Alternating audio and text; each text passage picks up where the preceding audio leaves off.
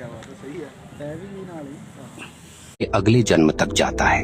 हाँ, जो कर्म आपने अधूरे छोड़े हैं, जो गलतियां आपने स्वीकार नहीं की, जो दोष आपने ढोए पर सुधारे नहीं, वे सब अगले जीवन में भी साथ चलते हैं। इसलिए कहा गया है, मनुष्य अपने कर्मों का वारिस है।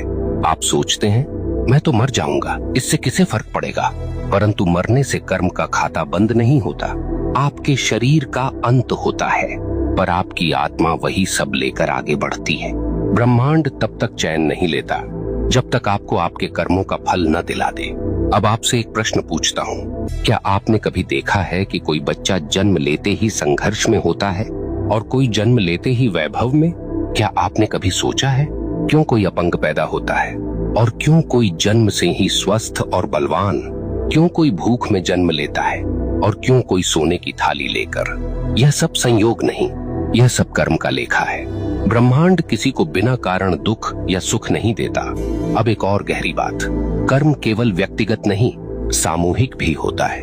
कभी आपने देखा है कि किसी पूरे समाज पर विपत्ति आती है, पूरा नगर डूब जाता है, पूरा गांव अकाल झेलता है, कभी कभी पूरे राष्ट्र पर संकट आता है। क्यों? क्योंकि उस समाज के सामूहिक कर्म का परिणाम वही होता है। अगर लोग सामूहिक रूप से अन्याय करें, सामूहिक रूप से भ्रष्टाचार करें, सामूहिक रूप से निर्दोषों को सताएं, तो उसका फल सबको भुगतना पड़ता है। यही कारण है कि इतिहास गवाह है, सभ्यताएं उठी और सभ्यताएं मिट गईं।